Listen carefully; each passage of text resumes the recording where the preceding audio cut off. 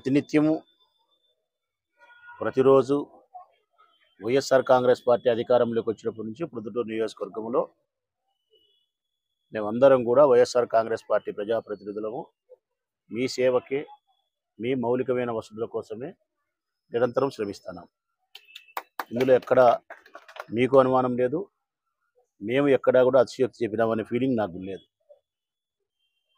అడిగిన ప్రతి చోట, అవసరం ఉన్న ప్రతి చోట, రోడ్డు అయితే రోడ్డు, కాలువ అయితే కాలువ, విద్యుత్ దీపాలు అయితే విద్యుత్ దీపాలు, మంచినీరు అయితే మంచినీరు, మరే ఇతర దైనందిన జీవితంలో ప్రజలకు మీకు అవసరమైనటువంటి మౌలికమైన వసతులను కల్పన చేసే విషయంలో వైఎస్ఆర్ కాంగ్రెస్ పార్టీ జెండా ప్రొద్దుటూరు నియోజకవర్గం పూర్తిగా విజయం సాధించిందని చెప్పి నేను మనస్ఫూర్తిగా నమ్ముతా ఉన్నా. దాన్ని మీరు మనస్ఫూర్తిగా విశ్వసిస్తూ ఉంటారని నేను చెప్పడానికి నాకు ప్రత్యక్ష సాక్ష్యం ఈ ఎన్నికల్లోనే రుజువు చేస్తారని చెప్పి నేను నమ్ముతా ఉన్నా, మీ నుంచి ఆశిస్తూ ఉన్నా ముకులిత హస్తాలతో.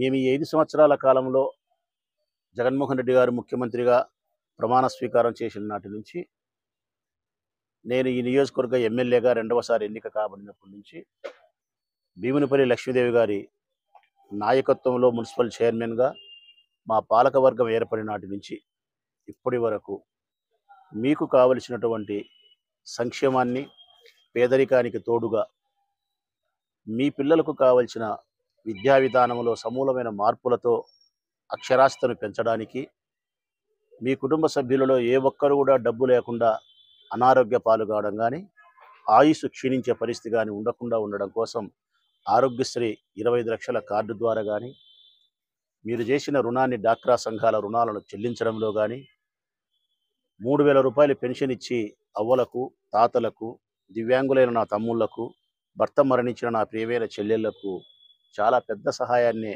చేస్తూ ఉన్నామని చెప్పి నేను భావిస్తూ ఉన్నా. 45 సంవత్సరాల వయసులో ఉండే చెల్లెళ్లకు, పేదరికమైన కుటుంబం నుంచి, భర్త నుంచి సరైన ఆదరణ లేనప్పుడు వారికి మేము ఇచ్చే 18,750 రూపాయల సంవత్సరానికి ఒకసారి పెన్షన్ తప్పనిసరిగా జగనన్నను వారి హృదయంలో నిక్షిప్తం చేస్తుందని చెప్పి నేను నమ్ముతా ఉన్నా. ఎప్పటికీ వారి హృదయంలో జగనన్న ఉంటాడని చెప్పి నేను నమ్ముతా ఉన్నా. అనేక రకాల సంక్షేమ కార్యక్రమాలతో పేదరికాన్ని జయించడానికి, పేదరికంలో కన్నీళ్లు కార్చకుండా ఉండడానికి జగనన్న చేసిన పాలన జనరంజకమైన పాలనే అని మీరు పూర్తిగా నమ్ముతున్నారని చెప్పి నేను భావిస్తూ ఉన్నా. చాలామంది మమ్మల్ని విమర్శిస్తూ ఉన్నారు, అభివృద్ధి ఎక్కడా, అభివృద్ధి ఎక్కడా, అభివృద్ధి ఎక్కడా. ఒక ప్రొద్దుటూరు నియోజకవర్గం అయితే ఆ ప్రశ్న లేదు. కావాల్సిన దానికంటే 100% ఎక్కువ అభివృద్ధిని ఈ ఊర్లో ఇవ్వగలిగినాం. మరొక నియోజకవర్గానికి సంబంధించిన చర్చ చేస్తూ ఉన్నా. ఎక్కడ అభివృద్ధి అని అడిగితే నేను అడుగుతా ఉన్నా తెలుగుదేశం పార్టీ నాయకులను, చంద్రబాబు నాయుడు గారిని కానీ, మేధావులను కూడా అడుగుతా ఉన్నా, వినయపూర్వకంగా విజ్ఞప్తి చేస్తూ ఉన్నా. ఏంది మీ దృష్టిలో అభివృద్ధి అంటే? నాకు అర్థమయ్యేటట్టు చెప్పండి మేధావులారా.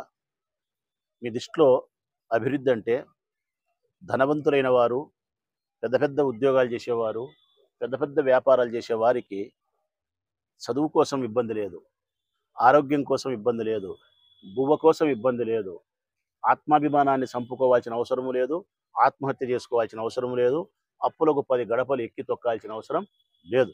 ఇది కాదా అభివృద్ధి? ఇది మేము సాధించినాం. ఈ అభివృద్ధిని సాధించినాం. మరొక మారు ఆయనకు అవకాశం ఇచ్చిన తర్వాత మీరు ఆశించిన అభివృద్ధిని కూడా మీకు అందిస్తాడు, మీకు అందించకుండా పోడు. ఆయన లక్ష్యం ఒకటే, ఈ ఆంధ్రప్రదేశ్ రాష్ట్ర ప్రజల యొక్క సంతోషమే.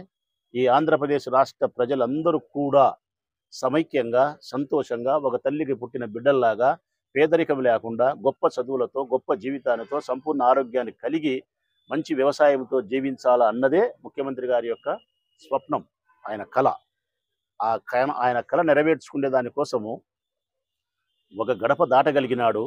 మరొక గడప దాటడానికి మరొక అవకాశాన్ని మీరు ఇవ్వాల్సిన బాధ్యత, మరొక మారు ముఖ్యమంత్రి చేయాల్సినటువంటి బాధ్యత మీపై ఉందని చెప్పి మీ బిడ్డ రాచమల్లు మనస్ఫూర్తిగా మిమ్మల్ని విజ్ఞప్తి చేస్తూ ఉన్నాడు, విశ్వసిస్తూ ఉన్నాడు కూడా.